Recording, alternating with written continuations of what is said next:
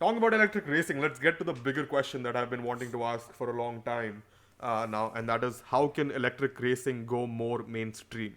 A little bit more context, obviously, as to why I'm asking this question is because, so obviously, all the racing series that have come up and are coming up now are trying to be independent and trying to do things their way. And the only racing series I feel that has made a mark that way has been Formula E, Yep. because it has created a little bit different of a value proposition. Even if it's not done it every time, it's created that value proposition of going racing in, of having shorter races, obviously because of technological reasons, and providing a different, like a different product for the spectator essentially, right? Whereas I feel Extreme E hasn't done the same. And now we are also having ERA Championship, which is basically a junior single-seater electric racing championship, which is coming up, and it's going to be its own thing. The reason I ask this question is because we saw Audi, run an electric car on which it spent a lot of money as a development vehicle to further its electric automotive Yeah. endeavors in the World Rally Raid Championship, right? And performed brilliantly. It generated a lot of noise. It was a great marketing tool, and so on and so forth. Extreme E, on the other hand, hasn't really generated a different value proposition, which I believe is for two reasons. Now, obviously, their goal was to raise awareness or by going to these remote places about climate change, right? Which they have shown what they are doing in those regions, but they haven't told us why they are doing it in those regions, really, right? They haven't had they've given money to researchers to come on board their ship and research, but they haven't published the research or taken it to the mainstream audience to give it to them and show it to them. Okay, what research is happening, how is it going to impact the future, and they haven't marketed that research that really they're putting the money into, and why they're making those decisions and what actions they're taking and why they're taking them is not at the forefront of the racing series throughout the year. And the racing series is really a supplement, in my opinion, from where I see, is really a supplement to those research efforts, more or Yep. less, regarding climate change and whatnot, right? So that hasn't been in the foreground. The racing hasn't really been in the foreground.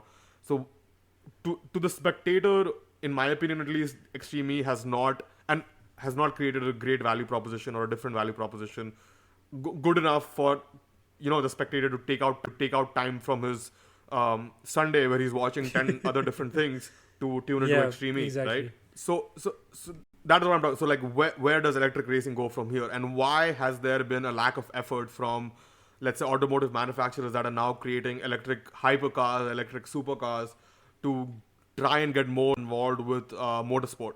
And when we think of motorsport, we usually think of F1, IndyCar, maybe GT racing, and this sort of thing, right? But there's other forms of motorsport that we've seen manufacturers get involved with, but as a one-off, right? So various hill Yep. climbs, right? Goodwood Festival is basically a hill climb, time attack, however you want to look at it. Pikes Peak hill climb, and this sort of thing. So there are avenues, but there has been a serious lack of initiative from these manufacturers. I was under the impression that there was no reason for Rimac to go racing because it was still developing the technology and whatnot. But clearly, it's at a very stable point from a technological perspective and a financial perspective because it's now bought out by Porsche. So why hasn't Porsche taken that technology and showcased it outside? Why haven't these manufacturers tried to work with ACO or WEC or one of the organizations to run like a Garage 56 car? Like, why, if there can be a Garage 56 car from NASCAR that is running, the Le Mans, why can't there be an electric car that is running, but it's BOP, it's balanced with the other GT cars based on the amount of time it needs in the pit stops and then how much of a lap time it can do and what it can sustain on track?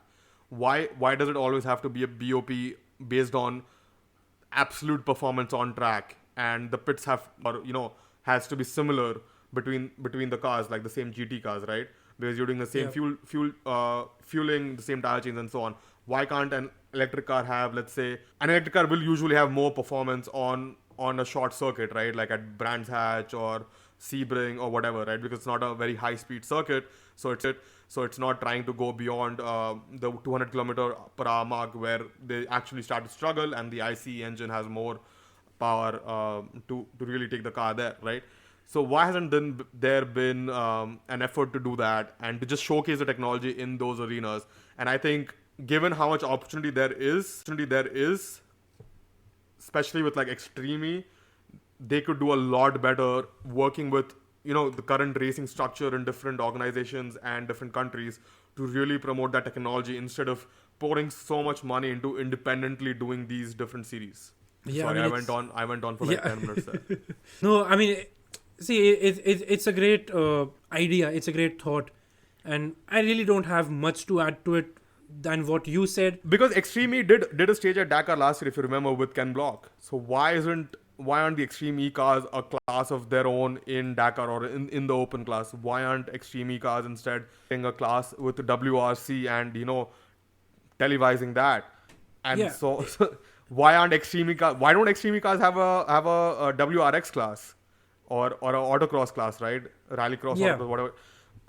It'll be so much more exciting that way. So it just begs so many questions, in my opinion. And why has there been a lack of effort? And instead, all this effort. I mean, nothing wrong with, you know, what Alejandro Egag is doing with all these organizations, really, who's championing electric motorsport. But it's ambition, but I feel like a lot of resources are going to waste in achieving that ambition, where it would be better placed and have a larger impact, a more optimal impact, given what he's trying to do. Again, see, I I don't have much to add to that because you pretty much covered everything.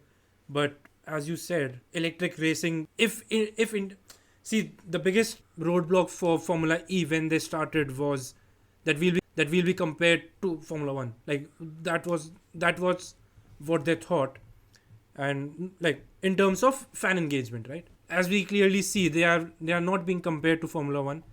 They have come on their own. They have come of age on their own, sort of, and In fact, they were viewed as a threat to Formula One about 3-4 years ago, yeah, exactly. instead of the other way around. Yeah, exactly.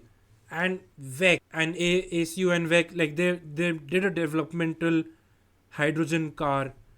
They made a car. They run it around the Circuit de la Sarthe, but we hadn't heard about. They did a test run and all those things, but they didn't do anything else. It's weird, but as you said, getting electric motorsport into the existing mainstream options.